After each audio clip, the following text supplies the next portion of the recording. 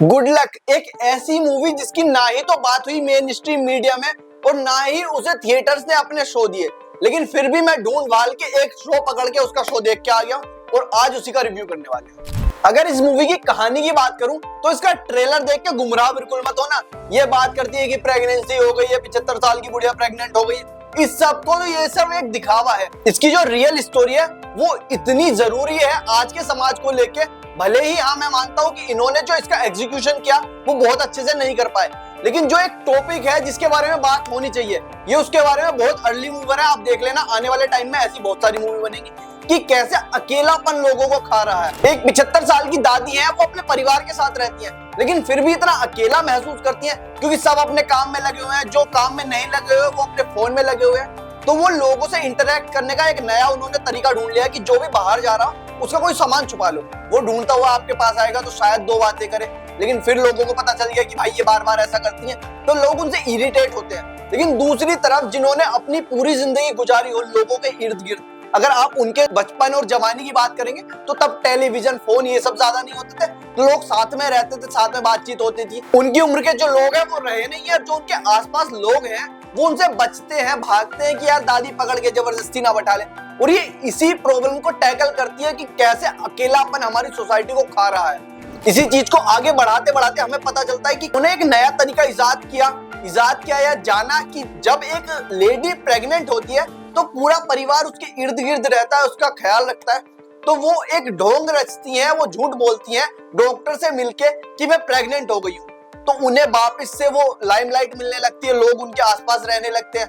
कुछ दुखी है, कुछ खुश है कि भाई चलो ठीक है, माँ है हमारी जैसी भी है। कुछ को ये लग रहा है कि मैं समाज में क्या मुंह दिखाऊंगा। और जो हमें एक रियल पर्सनैलिटी देखने की मिलती है लोगों की कि किसी को उनके लड़के को टिकट मिला है तो उसे अपने टिकट से ज्यादा, एक पार्षद के टिकट से ज्यादा कुछ नहीं सूझ रहा है। उसे सिर्फ एक बात समझ में आ रही है कि मेरी माँ अगर प्रेग्नेंट होगी, लोगों को पता चल गया तो क्या होगा। जैसे समय में जब 75 साल की माँ अगर आपकी प्रेग्नेंट है, आपको उनको सपोर्ट करना चाहिए, उसकी बजाय वो उस चीज को छुपाते हैं और भाग रहे हैं उससे मुंह छुपाते हुए, यार ये सब मैं नहीं देख पाऊंगा, समाज मुझे क्या कहेगा।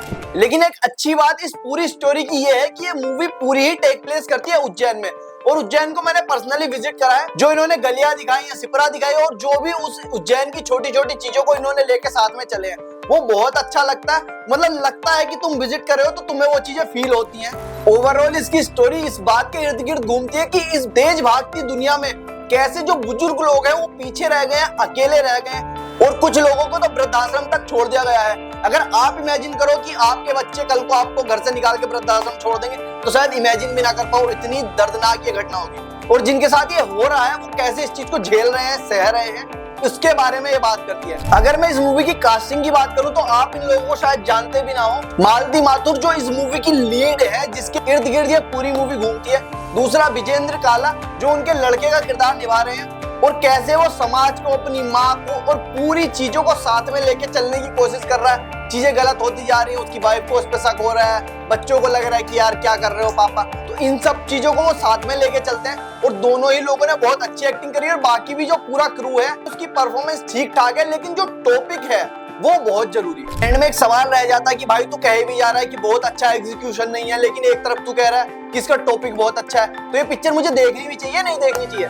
तो देखो मैं कहूंगा अगर पूरी पिक्चर नहीं भी देखो तो शुरू के 10-15 मिनट है वहां जरूर देख लेना, और एंड के जो 15-20 मिनट है वो एक बार जरूर देख लेना, तो आपको एक मोटा मोटा अंदाजा लग जाएगा कि ये चीज सच है यार। ये कुछ ऐसा नहीं है कि हाइपोथेटिकल कंडीशन बना के तुम्हारे सामने रख दिए। ये हो रहा है आज इस दुनिया में। आपको इस समस्या के बारे में पता होना चाहिए और थोड़ा सेंसिटिव होना चाहिए कि कभी कभी हम देखते हैं कि कुछ लोग, उन्हें कुछ नहीं चाहिए, वो सिर्फ चाहते हैं कि आप 2 मिनट उनके साथ बैठ जाओ। तो अगर आपके पास समय है, निकाल सकते हो, तो जरूर अपने पेरेंट्स, ग्रैंड पेरेंट्स को दो और बैठो उनके साथ। पिक्चर देखना ना देखना आपका डिसीजन।